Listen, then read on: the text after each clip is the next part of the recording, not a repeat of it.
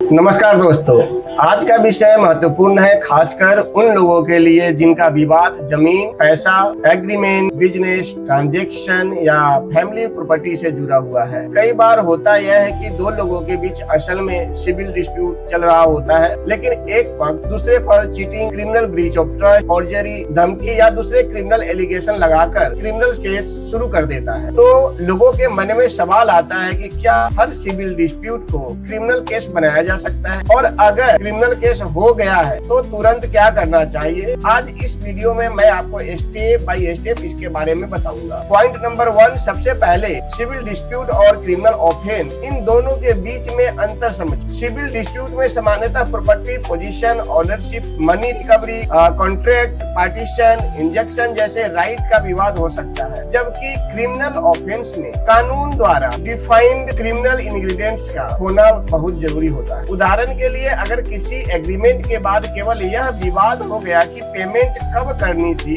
या कॉन्ट्रैक्ट की कंडीशन पूरी हुई या नहीं, तो हर कॉन्ट्रेक्चुअल डिसएग्रीमेंट ऑटोमेटिकली चीटिंग नहीं बन जाता है। माननीय सुप्रीम कोर्ट के द्वारा लगातार कहा गया है कि मेयर ब्रीच ऑफ कॉन्ट्रैक्ट अपने आप चीटिंग नहीं है। चीटिंग के लिए डिसऑनेस्ट या फ्रॉड करने की इंटेंशन की शुरुआत में मौजूद होना महत्वपूर्ण है। पॉइंट नंबर 2, क्रिमिनल केस कब बन सकता है। लेकिन यहाँ एक बहुत महत्वपूर्ण इम्पोर्टेंट क्लासिफिकेशन है। ऐसा नहीं है कि सिविल केस पेंडिंग है इसलिए क्रिमिनल केस कभी भी नहीं हो सकता। मान लीजिए प्रॉपर्टी ट्रांजैक्शन में किसी व्यक्ति ने शुरुआत से ही झूठ बोलकर दूसरे से पैसा लिया और मटेरियल फैक्ट छिपाकर उसे ट्रांजैक्शन में इंड्यूस किया, तो फैक्ट के आधार पर क्रिमिनल ऑफेंस बन सकता है। इसी तरह अगर किसी प्रॉपर्टी या मनी को किसी व्यक्ति को लीगली इंट्रस्ट किया गया और बाद में डिसऑनेस्ट तरीके को मिस अप्रोप्रिएट किया गया, तो क्रिमिनल ब्रीच ऑफ ट्रस्ट का क्वेश्चन उठ सकता है। आज के बीएनएस में सेक्शन 318 और criminal breach of trust section 316 में दिया गया है। इसलिए केवल केस का लेवल देखकर नहीं बल्कि एलिगेशन और इंग्रेडिएंट्स देखकर डिफेंस तय करना चाहिए। पॉइंट नंबर 3, सबसे महत्वपूर्ण, शुरुआत में क्या इंटेंशन थी। अब चीटिंग के मामले का सबसे इम्पोर्टेंट पॉइंट समझिए। मान लीजिए ए ने बी से कहा कि मैं आपको सामान दूंगा, बी ने पैसे दे दिए, बाद में किसी कारण से ए ने सामान डिलीवर नहीं कर पाया। क्या सिर्फ इतना होने से ए ने चीटिंग कर दी? ये जरूरी नहीं है। कोर्ट यह देख सकती है कि ट्रांजैक्शन के समय ए की इंटेंशन क्या था। अगर शुरुआत में ए ने सोच में कॉन्ट्रैक्ट परफॉर्म करना चाहता था लेकिन बाद में कॉन्ट्रैक्ट पूरा नहीं हुआ, तो केवल सब्सिक्वेंट फेल्यूर से शुरुआत के डिसऑनेस्ट इंटेंशन ऑटोमेटिकली प्रिज्यूम नहीं की जा सकती। सेक्शन 318 ऑफ बीएनएस की इलस्ट्रेशन भी इसी रिस्ट्रिक्शंस को दिखाती है। अगर प्रॉमिस करते समय इंटेंशन कॉन्ट्रैक्ट परफॉर्म करने की थी और बाद में प्रॉमिस पूरा नहीं हुआ, तो मेयर ब्रीच ऑफ चीटिंग नहीं माना जाता। पॉइंट नंबर 4, एफआईआर हो गई तो सबसे पहले क्या करें। अब मान लीजिए आपके खिलाफ एफआईआर हो चुकी है। सबसे पहले पैनिक मत कीजिए, ये डॉक्यूमेंट तुरंत कलेक्ट करें। पहला है कि एफआईआर की कॉपी, दूसरा कंप्लेंट की कॉपी, तीसरा जो है agreement, sale deed, GPA, receipt, payment, इस टाइप के जो भी डॉक्यूमेंट है वो डॉक्यूमेंट, बैंक से स्टेटमेंट लीजिए। व्हाट्सएप और ईमेल की कोई भी अगर कम्युनिकेशन हुई है तो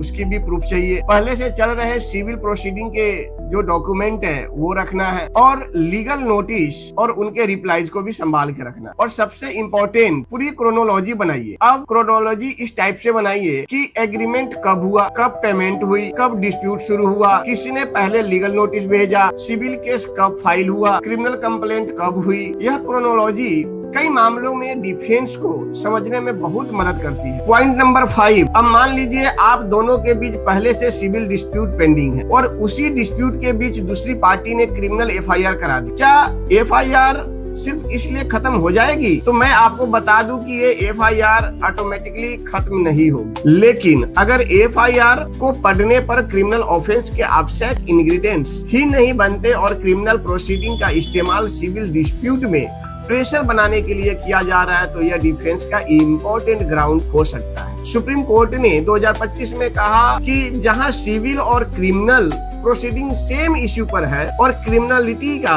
एलिमेंट एब्सेंट हो, वहाँ communication of criminal proceeding abuse of process बन सकता है। पॉइंट नंबर 6, FIR को हाई कोर्ट से क्वेश्चन करवाना है। यह सबसे इम्पोर्टेंट रिमेडीज है। अगर FIR या क्रिमिनल प्रोसीडिंग के एलिगेशन को उनके फेस वैल्यू पर भी देखे और अलेज्ड ऑफेंस के इंग्रेडिएंट्स नहीं बनते तो अप्रोप्रिएट केस में हाई कोर्ट की इनहेरेंट जुरिडिक्शन इन्वोक की जा सकती है।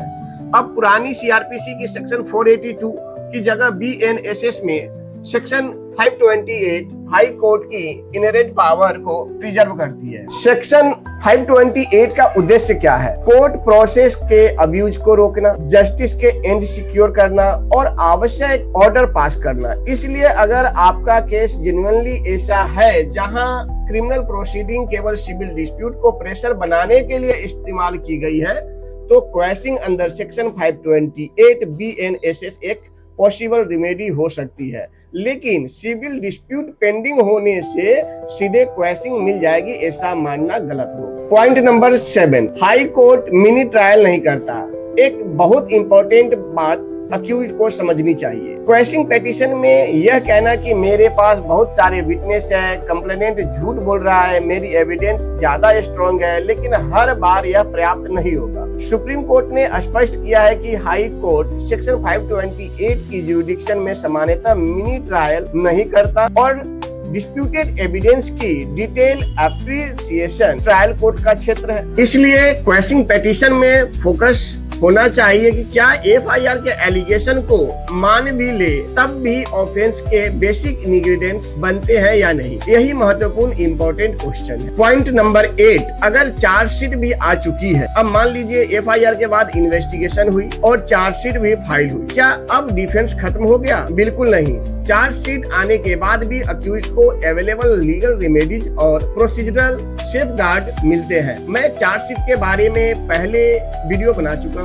आप वहां से देख सकते हैं कि चार्जशीट में क्या क्या डॉक्यूमेंट, स्टेटमेंट केयरफुली एग्जामिन करना होता है और फैक्ट के अनुसार डिस्चार्ज या अप्रोप्रिएट हाई कोर्ट रेमेडी पर विचार किया जा सकता है। फाइनली दोस्तों, आज की पूरी वीडियो का इम्पोर्टेंट मैसेज है, सिविल डिस्प्यूट होना और क्रिमिनल ऑफेंस होना दो अलग बातें हैं, लेकिन एक ही ट्रांजैक्शन से कभी कभी सिविल और क्रिमिनल दोनों भी हो सकता है। इसलिए डिफेंस की शुरुआत इस सवाल से करें, क्या अलेज्ड ऑफेंस के सभी इंग्रेडिएंट्स वास्तव में मौजूद है? अगर नहीं है तो फैक्ट के अनुसार discharge, questioning under section 528 BNSS, bail और ट्रायल डिफेंस जैसे रेमेडीज पे विचार किया जा सकता है। और अगर आपके खिलाफ केवल सिविल डिस्प्यूट को प्रेशर बनाने के लिए क्रिमिनल प्रोसीडिंग शुरू की गई है तो उसे हल्के में न ले। FIR से लेकर चार्जशीट तक पूरे रिकॉर्ड का लीगल एनालिसिस कराइए। मैं हूं एडवोकेट अर्जुन कुमार झा।